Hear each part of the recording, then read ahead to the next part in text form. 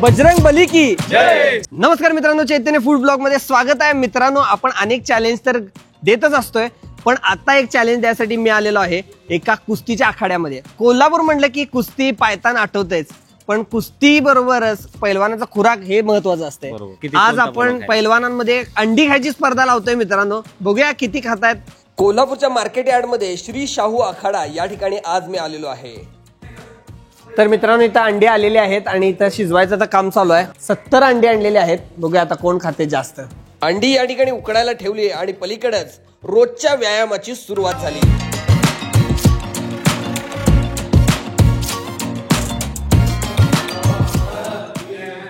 एक सारखा खडी खडी खडी खडी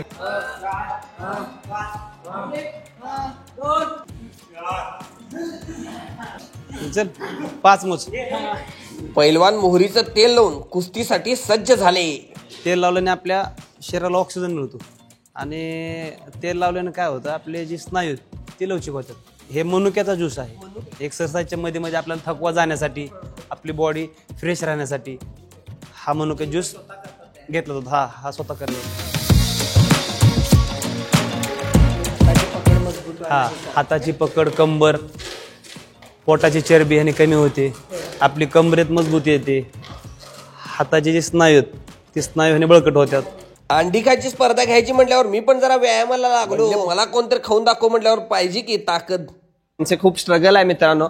परिस्थिती इकडची दाखवतो, बघू शकता इथंच ते राहत असतात आणि असे त्यांचे ट्रंक वगैरे असतात। इथं वेगवेगळ्या गावातून शहरातून आलेले हे विद्यार्थी असतात आणि शिकत पण असतात। इथं शाळा कॉलेज पण चालू असते त्यांचं, त्याचबरोबर व्यायाम पण चालू असतंय।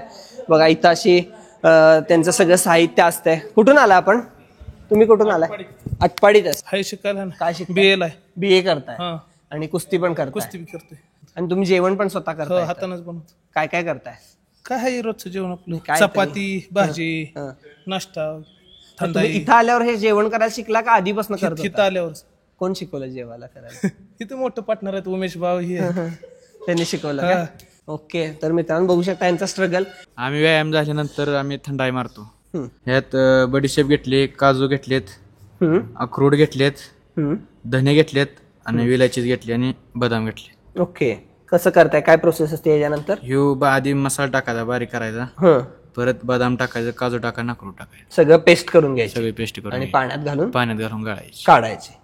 मग तुम्ही ते आता मिक्सरवर सध्या करताय? हा, मिक्सरवर। त्या उकळात करत नाही? करतोय, उकळात पण करताय। हा, मिक्सर मधून पेस्ट केलेली आहे। आता ही कापडामध्ये घालून ह्याच्यामध्ये थोडंसं पाणी घालायचं आणि गाळून घ्यायची। ह्याच्यामधून जो रस पडेल तो खूप पौष्टिक असतो। यामध्ये चवीनुसार थोडीशी साखर ऍड करायची आणि मस्तपैकी पिऊन टाकायचं। हे एनर्जी ड्रिंक आहे मित्रांनो पैलवानांचं, याला थंडाई असं म्हणतात।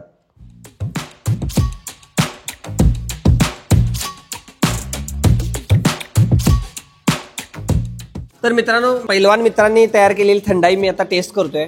मस्त झाली आहे,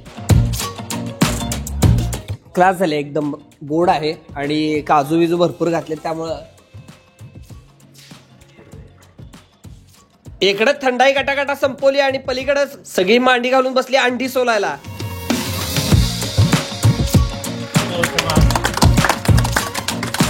पंचवीस अंडे आहेत ही।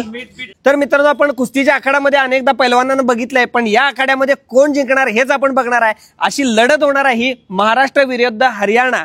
हे हरियाणाचे पैलवान आहेत, खूप चांगले पैलवान आहेत, बऱ्याच कुस्त्या त्यांनी लढलेल्या आहेत आणि जिंकलेल्या सुद्धा आहेत। आणि आता महाराष्ट्राचे हे पैलवान आहेत। तर दोघांची नावं फक्त विचारू आपण। नाम? चांद हरियाणा। श्रीकांत खरात। कुठनं? पंढरपूरचे आहेत आणि हे हरियाणाचे आहेत। चला तर मग सुरुवात करूया काय? 1 2 3 स्टार्ट। एक अंडी आता खाल्लेले आहेत। लक्ष ठेवा सगळ्यांनी किती खातात बघूया कोण जास्तीत जास्त खाते। अंडी आहेत या ताटात 25, या ताटात 25 आहेत। एका अंड्यावर स्लो झाले एकदम। काय चांगलं लागते? काय चांगलं लागतं? आवडलं? काय आवडलं?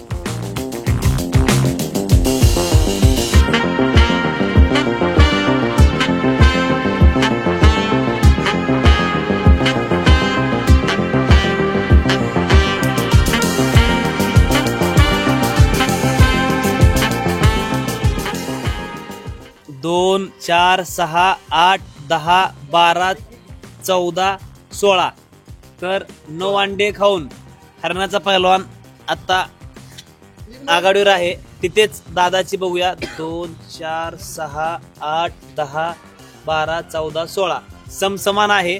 दोघांचे पण 9 अंडी संपलेले आहेत.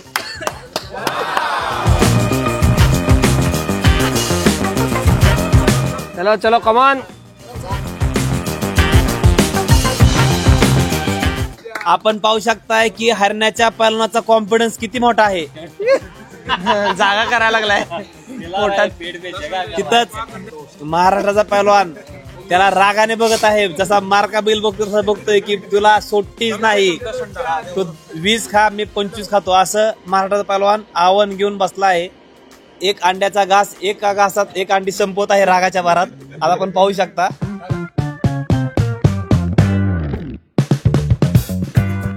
म्हणजे 13 अंडी महाराष्ट्र पैलवान संपलेले आहेत. 1 2 3 4 5 3 8 10 12 आणि 14 11 अंडी हरणाच्या पैलवानाने संपलेले आहेत. ओके. तर आपला महाराष्ट्राचा पैलवान हा आघाडीवर आहे. त्यासाठी खूप जोरदार टाळ्या करा. कितना और खाएगा तू? मैं ये खा के अंडा उस्ताद उसके भी खाऊंगा पक्का. हे खाऊन आणखीन एक प्लेट आणा. क्या हरियाणाच्या पैलवानाने स्वतःहून महाराष्ट्राच्या पैलवानाचं कौतुक केलं आहे. ओके. जय. किती खाल्ली? 17 खाल्ली. 17 खाल्ली. किती खाणार? आणखी आहे ती तेवढी आहे. किती आहे बघा. हा. ओके. की महाराष्ट्राच्या पैलवानाने 17 अंडी खाल्लेली आहेत. आपण काउंट करूया. हरणाच्या पैलवानाने 12 अंडी खाल्लेत. अंड्याच्या कुस्तीच्या स्पर्धेतला विनर हा दादा खरात आहे. तसं पाहायला गेलं तर दोघे देखील खूप चांगले आहेत आणि दोघे देखील विजेता आहेत. फूड चॅलेंज घेतलं होतं आणि या तालमीमध्ये मी आलो. खूप चांगली ट्रीटमेंट मिळाली या ठिकाणी. खूप चांगले आपुलकीनं हे बोलतात.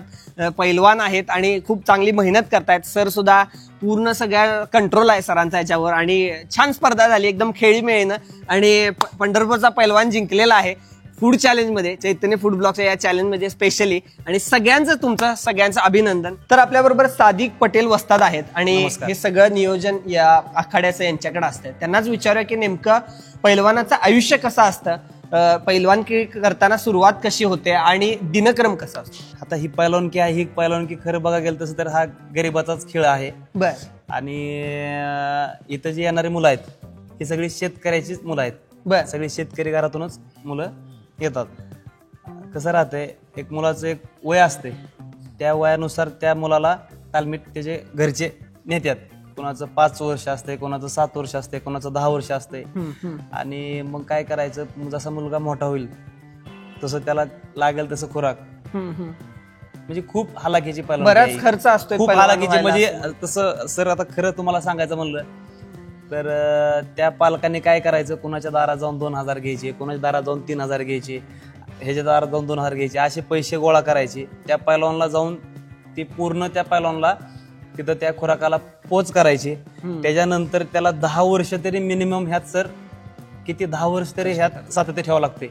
10 वर्ष तरी त्या वडिलांनी त्याच्या सगळं प्रपंच त्याग करून, स्वतःच्या आयुष्याचा त्याग करून त्याने ती पुरवायचं. त्याला साधारण किती खर्च येतो पैलवान व्हायला, आता प्रॉपर पैलवान व्हायला? आता सध्याला सर प्रॉपर तसं बघा गेलं तर चांगला मोठा पैलवान म्हणलं तर त्याला एक महिन्याला 50,000 रुपये खर्च आहे. महिन्याला 50,000 खर्च आहे.